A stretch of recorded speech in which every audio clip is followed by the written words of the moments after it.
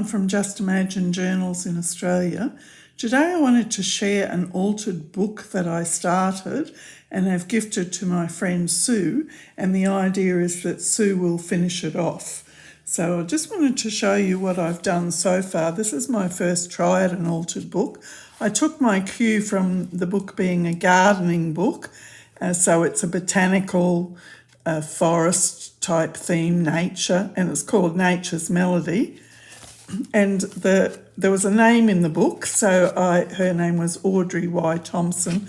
So in my mind then that became the story, The Lost Journal of Audrey Y. Thompson, an Australian naturalist. So the ephemera that I've put in is not necessarily finished, they're just starting points for my friend.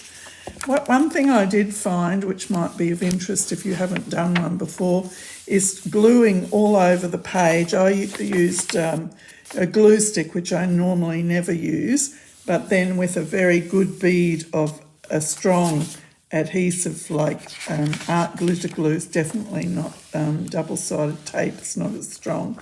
And then I pulled both pages up and smoothed them out. And then I found that that was much better than gluing the pages flat. The gluing of the pages also strengthens the book. I think I took out about a third to a half, I'd say maybe even a half of the pages of the book. And here, what I liked about it is you can use the actual book pages. So this is just simply a page folded in half on itself, a notch and some collaging, and then you've got a pocket. And then I had a double page here because you're going to need that weight for the ephemera that you're going to put in there. This is a technique, I guess you'd call it, from Truly Vintage, and I'll put her link down below. She's done some great ideas and I copied hers. So this is again the double page folded back, but this time I've made it into 3 separate pockets and cut it into 3, but before doing that, on the back there's a picture, and I thought that was a great idea. And the theme of Nature's Melody and a little bit of paint, and you can see that whilst that doesn't look anything at the moment, when you start adding things to it, then you've got a background, and I found it less daunting too. It's not like a blank canvas. These 2 pages are paper clipped together because I think they need strengthening with the binding. So, and here we have Audrey Y. Thompson. So in my mind, the naturalist, the Australian naturalist. And here you can see some more page strengthening, because once you start taking a half of the pages out, and I tried to do that fairly evenly throughout, then the book is not as sturdy, of course, as it was. So you do need to be aware of that. And there's all sorts of ways that you can strengthen the binding.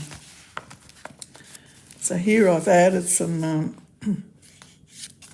script stamp as well, just to give that vintage feel. You can see here's an example of what I was saying.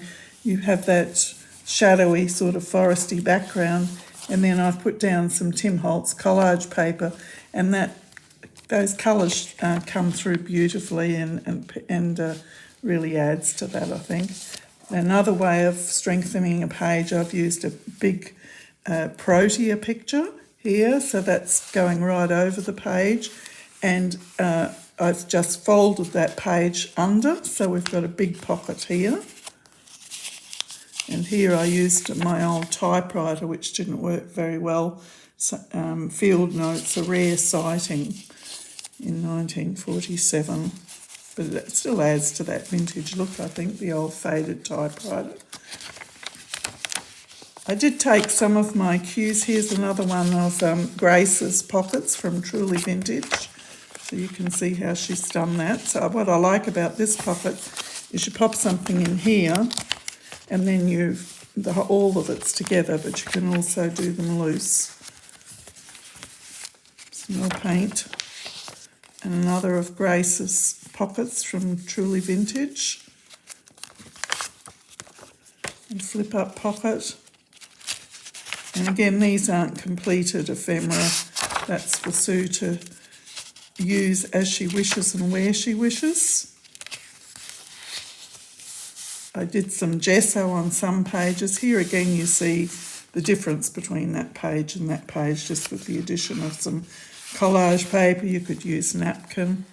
And here I've done some printing, some dilution spray inks and some printing, forest branches, ferns, moss and shade, and some fibres to sort of simulate the vines and the mosses in the forest.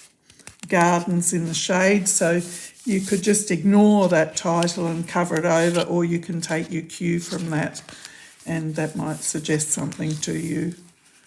And here I've done a double page flip, and again it's going to need tabs and more things done to it, but it's just a starting point so that Sue and whoever's looking at using the journal, adding to it, can add their own touches. And so I've used some repetition, so the proteas throughout, the birds throughout. These are just little scrappy pieces that I've used. You could use felt. I've used a sort of a paper leather or a card.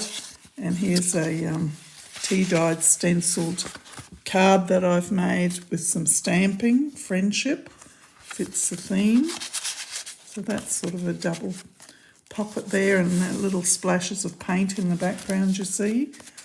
And here you can see there's one of those pages that sort of I didn't want to pull out completely, so that could perhaps be glued there and then covered.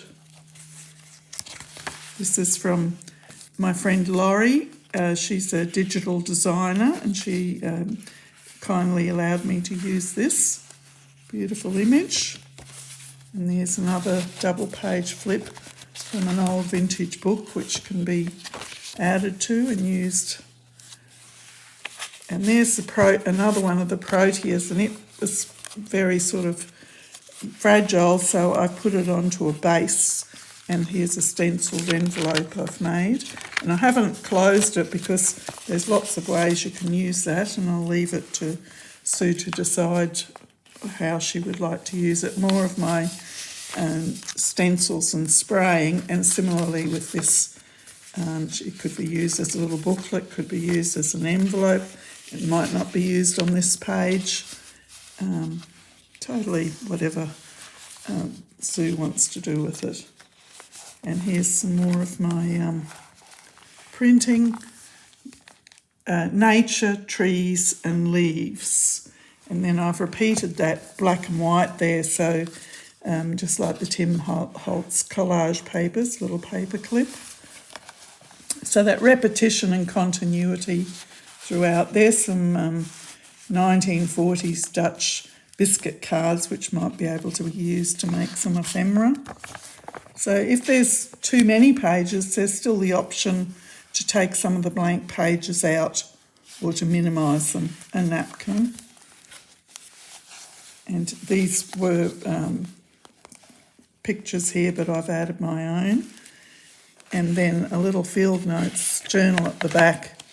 And I'll put a little note in here, still to be added, but in my mind, Audrey Y. Thompson, the naturalist, had a rare sighting of the junk journal birds, known for their gold crowns. We always joke about that in our little group because the gold crowns are like the enablers who tell us all about the new craft supplies, so that's a lot of fun.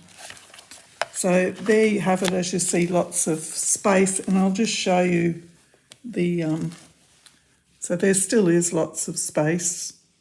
So you can still take more pages out if needed and still add more to it. That's what I liked about it. Hope you enjoyed that. Thanks so much. Bye.